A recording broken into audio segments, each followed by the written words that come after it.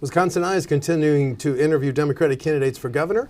Today's candidate is Mahlon Mitchell, president of the Professional Firefighters of Wisconsin. Mahlon, welcome to Wisconsin Eye. Good to see you again, Steve. Thanks for having me. Now, you announced in November, so you've been around the state, you've heard a lot of things. So what is now 5 or 6 months into it, what's your perception of the number one issue, the reason that you're running? Well, I guess it depends who you talk to, but the reason why I'm running is because we need a change, and we need someone that can actually go toe-to-toe with Scott Walker and win this time. We've tried the elder statesman before. We've tried 4 years later the business person, who both would have been great governors. I supported them both. But it's time for something different. And we need a candidate that can energize the base, but also do well in rural areas. Where I grew up, Delavan, Wisconsin, same high school, same area as Governor Walker. Mm-hmm. So we need to do well in rural areas, but we need to energize our base and get people in Madison, Milwaukee, Kenosha, Racine fired up to go out and vote. People of color we need to get out and vote, minorities, students. I have a daughter at UW-Oshkosh.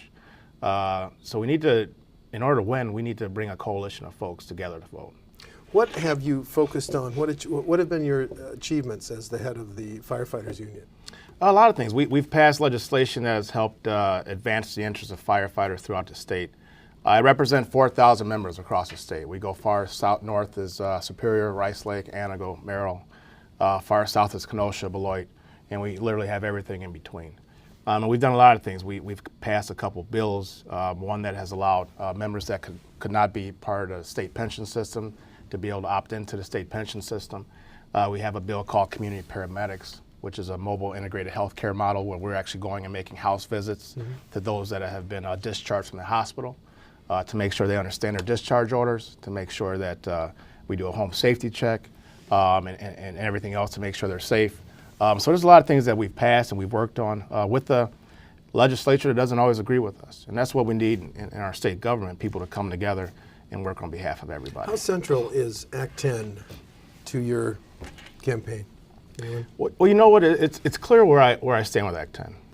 You'd like to reverse both premises of it, the Sure. collective bargaining changes and the higher payments by public employees for pensions and health care? If I had my way, we would repeal Act 10 and we would work together on a plan to help the state budget and local municipalities budget. And we would do that together. Would that be part of your first budget as governor? Yes, that would be something we would talk about. That is something that's definitely on the table that we would look at actually making sure that employees and employers sit at the table and talk about collectively and have collective bargaining and actually talk about what the issues are. Now, it goes beyond that, though. It goes beyond Act 10, what's happening in our state. We need all employees to have a raise. We need to raise wages for all workers, not just union workers. The people of the state of Wisconsin need a raise. That's why if you go to my website, we have our first issue paper is called Raising Wages and Restoring Power to Working People. And that's all people across the state. So that's a $15 a minimum wage increase for all employees or employers that are working with the state or accepting Medicaid dollars. But it's also setting up sectoral commissions. And because what $15 an hour can get you in Marquette County or Adams County is not necessarily what it can get you in Dane County or Milwaukee County. So we're going to work and increase wages for all people in our state. Would you phase in the 15? You would have to. And I would sit down with small business owners, leaders across the state, and see the best way to actually get up to the 15. Okay. Any budget that I sign as governor, it will restore the ability for the governor to be able to raise wages. What damage has Act 10 done? Well, one, it's divided us. I mean, and Governor Walker said that he wanted to divide us. He said he wanted to divide and conquer, and that's what he's done. So the first thing Act 10 has done is not even one of economic issue. It's divided us as a state, and it still continues to do it to this day. The first collective bargaining contract, or the law, was called the Employer-Employee Peace Act. And what has happened is we don't have employer-employee peace. Now, Act 10 was not about finances because the unions, the workers had already conceded to the fact that they would pay more into the pension and pay more in health care. Now, those are things that they bargained over time in lieu of raises, that they didn't have to pay more in their health insurance or their pension, so they're actually getting it twice now. But regardless, it was not about the concessions, because the concessions were already voluntarily said they would be made. It was about Governor Walker trying to hurt his political opponents and those that didn't necessarily always agree with them. That's what Act 10 was about. It was not about the state's finances. What has it done to your union, the firefighters union? Well, we were exempt from Act 10. And we came out with all our other brothers and sisters, as you're well aware, and stood with our union brothers and sisters and fought against this draconian bill. What happened to us in Act 32, which was a big budget, it took away the ability for us to bargain over health care, what they called plan and design, which essentially is co-pays and deductibles.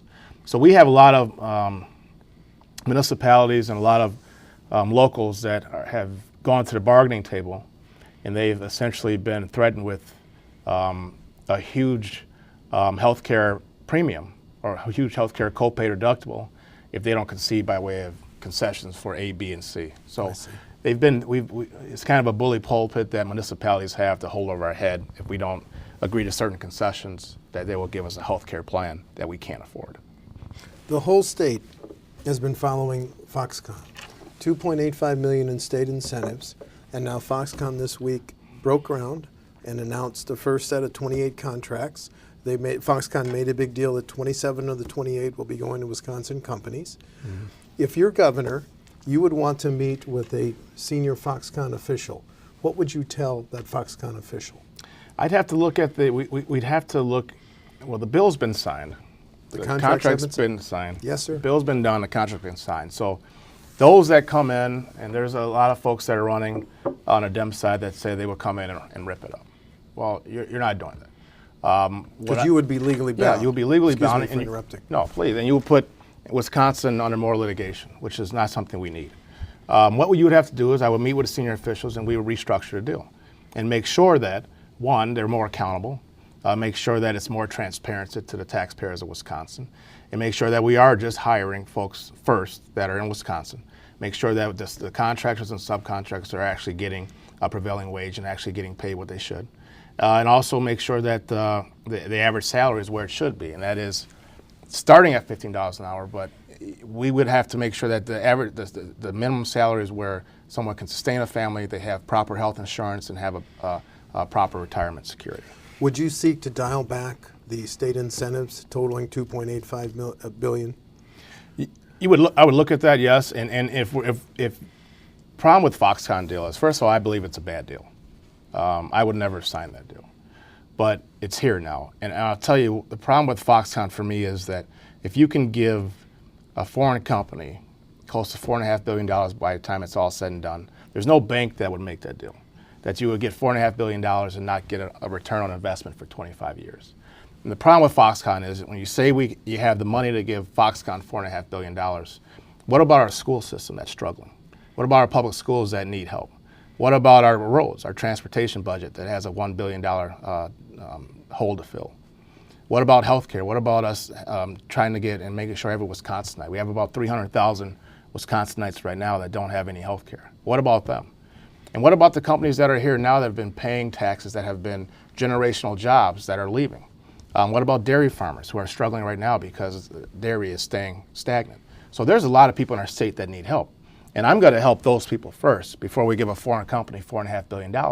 And a company that, quite frankly, has had a track record of not fulfilling promises. Okay. So we need to take care of the people that are here, that have been paying tax dollars here, that have actually been good corporate partners to the state of Wisconsin, that have actually want to stay in Wisconsin, that have been stakeholders here, as opposed to bringing in some foreign company. Let's circle back to some of the issues that you just mentioned. How would you provide health care to the 300,000 Wisconsin residents who don't have it?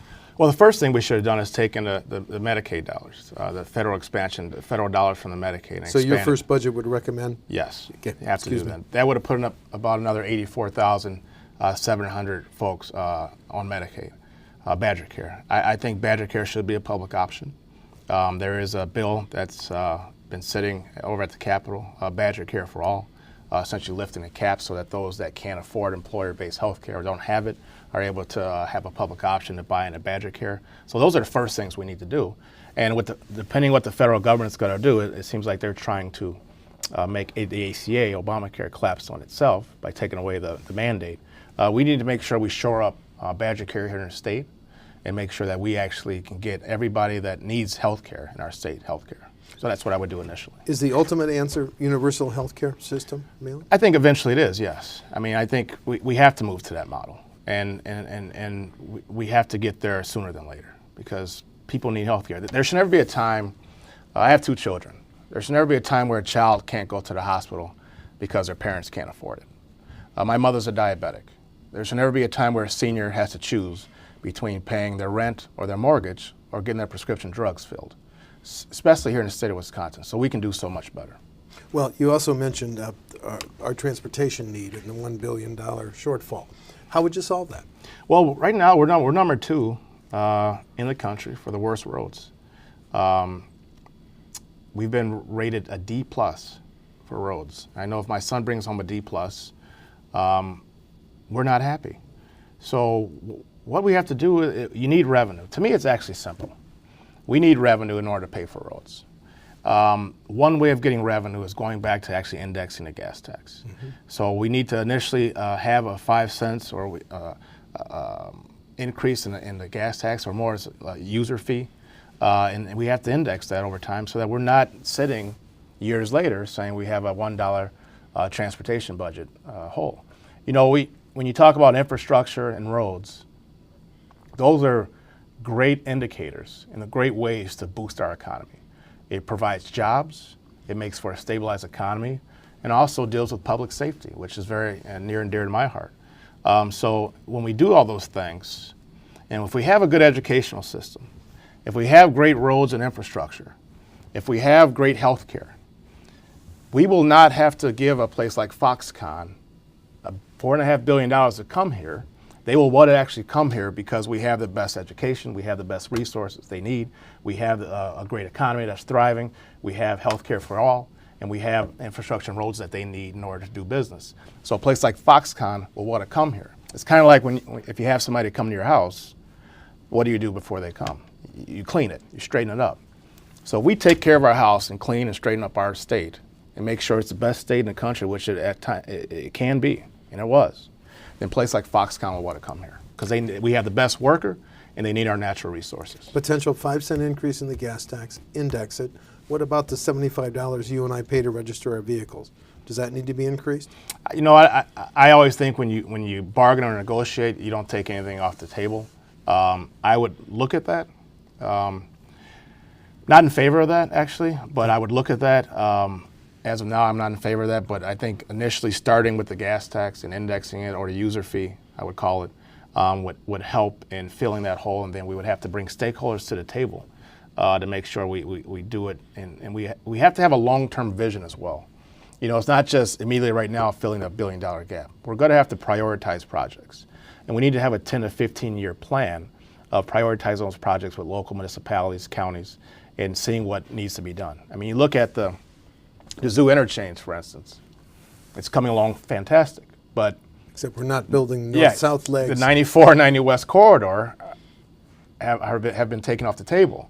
Well, now essentially we're going into a bottleneck where you have this big open area, but then it's coming down to two and a half lanes. So when you go by Miller Park, you're stuck in, it's a gridlock. So we need to, I mean, we got to prioritize projects and make sure we're building the veins to come in a place like where the most heavily trafficked spot in the state, coming into a place like the zoo interchange, that we are building the infrastructure and we have the plan to make sure that people can move around the state. Speaker Voss and other leaders have expressed an interest in phasing in tolling. Do you have a position on tolling? I'm not a fan of tolling, in all honesty. But again, I don't like to take anything off the table, and I'm not trying to sound like a politician because I'm not. But I like phasing in the gas tax. I think tolling, first of all, that's going to take a long time to put in place, and you have to work with the federal government to get that done. Yes. That's not going to actually get us where we need to be sooner than later. But when you sit at the table, you have to take all options. If you're going to bring stakeholders to the table and work on both sides, Republicans and Democrats, transportation shouldn't be a partisan issue. It should be something we should be able to sit down and have some creative compromise as opposed to the constant conflict we're seeing right now. School shootings has triggered a debate over gun laws. Do we need to toughen our gun laws in Wisconsin? Yes. We need more gun safety laws. Gun safety laws. I hunt, and there's no one trying to take away anyone's 30-06 or their hunting rifle, right? There's never been a time under, whether it be President Obama, President Clinton, Governor Jim Doyle, where people were taking away people's hunting rifles or their recreational guns. But the AR-15s and what it's doing to our kids, the high-capacity magazines, the bump stocks that turn a semi-automatic into an automatic rifle, essentially. Those all, I've come out for a ban on those because we should ban those. Yes, because it's we have to do something, and sitting back, hopes and prayers are not enough. We need to make sure that we're doing everything in our power to keep guns out of the hands of bad people. So it's not just an all-out ban, but it's also mental health awareness, mental education, and actually having mental health professionals in our schools. Should there be background checks on private sales? I think so, yes. I think we need universal background checks. We need to close the loophole on at the gun shows, as well as I believe in the cooling off period as well. The governor of Florida signed a bill, as you're aware, raising the age to buy a gun from 18 to 21. Do we need to consider that change? I'd have to look at that. I don't want, you don't want to, when it comes to a hunting rifle or people, I mean, we have over 500,000 hunters in our state. So I'd be in favor of changing the age, but I also want to make sure that the good abiding citizens that want to go out and hunt and use guns for sport, that they are still able to do that as well. Firefighters and paramedics spend a lot of their time now responding to opioid and heroin overdoses and methamphetamine. How would you as governor address that growing addiction problem? Well, you know what? I've come out in full support of legalizing marijuana, recreational, medicinal, of course. And I would take but I'm saying we have to tax it appropriately. So I would take the money and the tax dollars that we derive from taxing marijuana and legal sales of marijuana, and put it towards the opioid crisis. Years back, I think it was Attorney General J.B. Van Hollen and the governor at the time put together what was called the Fly Effect, which was essentially advertising to go after the opioid crisis. That was a start, but we need to do so much more. Fentanyl, heroin, pain addiction drugs, it scares the hell out of me, actually, when you think about it. I work right downtown here at Station 1, and we see a lot of it. And it knows no color, it knows no age, it knows no socioeconomic status. It's hitting everybody. So it's something we have to tackle, and it starts with making sure that we look at the root of the problem, which essentially is abuse. We have a lot of doctors that are over-prescribing drugs. And we got to get the people off the street selling it. And we got to actually start with prevention as well. It also raises a question, what obligation do local governments, firefighters, and paramedics have when someone has overdosed and been brought back 6, 7, 8 times? What are your thoughts on that? I've seen it. I've lived it. And I'll tell you what we do is we'll do it again. But we have to make sure, I think the obligation goes to the state and it goes to the governor and the legislature to make sure that those repeat offenders or repeat abusers, we get them the help they need. But as a firefighter, we don't judge. I don't go on location and say, well, we just saved this guy or gal last week. We go on location and we do what we're supposed to do, and that is to save lives. So it's not on us to judge. It's not our obligation. Our obligation is to bring the person back, get them to the hospital, and hopefully they can get linked with the services they need to not do it again. But I've been there where we've done it actually more than once in a night. To the same person? Same person. Wow. What's going to be in your first budget in terms of funding our K-12 public schools? Do we spend enough now? No. How do we dramatically need to increase it? And if so, where do you come up with the money? Well, the first thing we have to do is the governor took close to $1.6 billion from this first budget by way of dollars from the fund as well, and also not letting districts lift their levy. We need to restore that back to the school funding. We also need to look at the per pupil rate. Not every child's getting the same education across our state, so I think our per pupil rate is archaic. The other thing is I would give, and not just school districts, but towns, municipalities, I would give more local control back to the school districts. because they know better than we would know here in Madison what they need to survive and pay for essential services, what they need to, how many teachers they need, and how big their classroom should be. So we need to give more local control back to school districts, but the funding's got to be there. We have to look at our per pupil rate, and we also have to make sure that they are able to, with certain restrictions, but able to raise their levy, so that we can't have school districts like mine. Me and Governor Walker are actually from the same high school. Delavan Darien High School. We graduated from the same high school. We took some different classes and learned some different lessons. But I just spoke to the graduating class about a month and a half ago. Prior to that, a year ago, he spoke to the graduating senior class. And one of the questions they brought up was a referendum. And I couldn't believe it, because at 12th grade, when I was in 12th grade, I wasn't thinking about referendums. But the 12th grade class was very concerned about the referendum that was coming up in April, which failed, and that they would have to hurt and close down schools. And they are closing down Darien Elementary School. They are. They are, because the referendum's failing. So that's our own, me and Governor Walker's own school district, that they're having Solon Springs, for instance. They're having, up north, small school district, they're having referendums just to keep the lights on. Not to put another wing on the school, or not to give teachers merit increases, but just to keep the lights on and pay for operational costs. That is no way to educate our children. Our children are our greatest commodity, and their greatest currency is their education. So we need to do everything in our power, especially as elected officials, and controlling the purse strings, to make sure that schools have the money they need, they have the resources they need, and that they are taking care of our greatest asset. If you needed to raise 300, 400, 500 million more for K-12 public schools, would you change tax laws to come up with the money? If so, how? Where would you come up with that? That would be an option. I would look at WEDC, the Wisconsin Economic Development Corp., and I would look how they're funded, and I would actually responsibly look how they're funded and use that money for K through 12 education. I think you could also, if you legalize marijuana, you could use parts of those dollars to fund K through 12 education. I think there's a lot of creative ways to get it done. Look where the $1.6 billion went that the governor took initially in his first budget, and bring that back. I think that's going to fill a big hole. So there's a lot of ways to get it done. It's just, it's again, a budget is a set of your priorities. Mm-hmm. So it's how do you prioritize key issues in the state, and education should be at the top. School choice, school voucher, started in Milwaukee, expanded to Racine, now it's statewide. What would your first budget do on choice? Well, I didn't agree with it expanding outside Milwaukee. It's in Milwaukee, it's been there for 26 years. For anyone just to come in and say they're just going to get rid of it tomorrow, they'd be kidding themselves. But it's in Milwaukee. Some people that normally wouldn't have that type of education and enjoy it. So I would make sure it stays in just Milwaukee only. It's been there for 26 years. Mm-hmm. When it expanded, it actually hurt rural schools.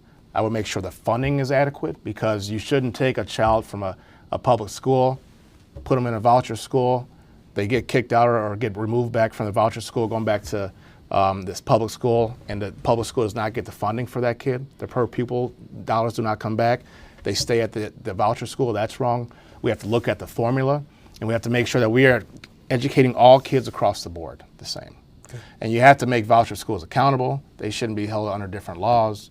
There are executives that a lot of times don't even have bachelor's degrees, shouldn't be just driving expensive cars and everything. We need to make sure all education across the board is fair and equitable for all our children. UW system, we've had a tuition freeze on resident undergrads for 6 years. Would you, as governor, continue it in the 7th and 8th year? I'd have to look at that. We're going to have a plan actually to make, everyone talks about free tuition and free college. Well, my dad always said there are no free lunches. So I would never have cut the $250 million that the governor took from UW system. I would never have done that. I have a daughter at UW Oshkosh. It seems to me there's an attack on higher education learning. But we're going to have a plan where we actually have, from 6th grade to 12th grade, you work so many hours in your community, giving back to your community. And once you get to that threshold of so many hours, you will have two years of free tuition at a UW school. And what that will provide is that sixth grader will then get a sense of community. They will have actually earned their right to go to school, actually earn and feel good about working on behalf of their community. They'll be part of the community, and they've paid it forward, so to speak. And then once you go to that school and you graduate in the four-year class or four-year college, we'll have a loan forgiveness program where if you stay in the state for 5 to 6 years, and again, pay taxes or raise family if that's your wish, then you have a loan forgiveness plan that the state will take care of that as well. But that's a buy-in, and that's people staying in our state and people being contributors to our state, to their community, and that makes us all better across the board. 6 months of campaigning, going around the state. You convinced that How do I Wisconsin... look? I look tired? No, you look energetic. Thank you. I feel good. But are you convinced Wisconsin is ready to elect its first African-American governor? I do. And that's a great question because we don't get that enough. And I know there's more people thinking about it. Is Wisconsin ready for a black governor? And I say this, and I'm not comparing myself to Barack Obama. Please believe that. But President Obama won this state by close to, I think, 13 points, 14 points against John McCain, well-respected senator. 4 years later, after all the knocks that every president gets, negative ads, he won our state by close to 5 or 6 points against Mitt Romney. He's African-American.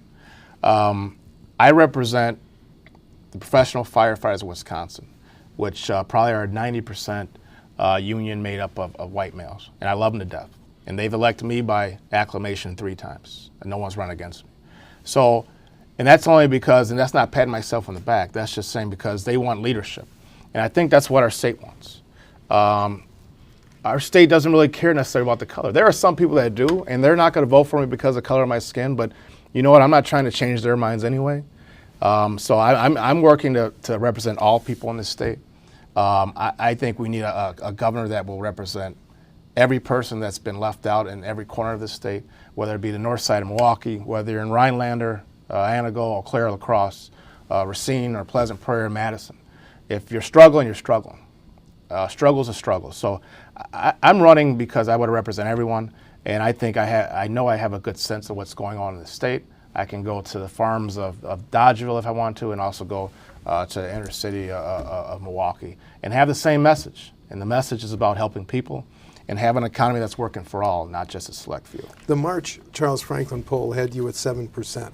Were you disappointed with that? You know, I think I look at that poll as more of a, there's no doubt that there's another candidate that has more of a statewide name ID because he did run 4 times statewide. So no, I wasn't disappointed with that. I look at polls are one thing, that's one metric, but actually getting out and talking with people and getting a feel for what's happening out there is another. When I ran for lieutenant governor in 2012, I got 1,156,000, I think 520 votes-ish. Why are you more qualified than Superintendent Evers? Because we need leadership in the state, and we need someone who's going to lead the state in the right direction, and we need someone to beat Scott Walker. All the things we talked about, whether it be education, whether it be school funding, whether it be transportation, infrastructure, healthcare, or our economy. We can't do any of that unless we win. So we have to actually win this election in order to actually govern and change what's happening in our state. If you're the nominee, you win the primary, can you raise enough money to be competitive with a governor who may spend 25, 28 million? Yes, and you have to raise enough money to be viable, but Scott Walker is going to have more money than any candidate. He's got to be well-resourced. He's got to have a lot of money. And if it's about money, if we're trying to trade dollar for dollar against Governor Walker, then we lose. It can't be about money because he's got to have more money. And that's why I don't like to talk about things in terms of a blue wave. Blue wave, a lot of times when you talk about that, you're saying it's inevitable that we're going to win. Scott Walker is not Michael Skronik. Scott Walker is not Adam Jarkel. Scott Walker is a politically savvy human being. He's been running for office for 25 years. I've been fighting fires and helping my community for the last 20 years. So we're going to put those two resumes up against each other and see what the people want. I think the people want a leader and someone that has actually spent their life helping others. Final question. In the August primary, the Democratic winner will get what percentage, given that there's 10, 12, 14 candidates? Well, if there's 10, 12 candidates at that time, you probably would win with, could be close to 15 to 20%. And you would win you're confident you're going to get that. I wouldn't be here if I wasn't, Steve. I understand. Mahlon Mitchell, President of the Professional Firefighters of Wisconsin. Thank you so much for coming into Wisconsin Eye. Thanks for having me. Appreciate it. All right. Thank you.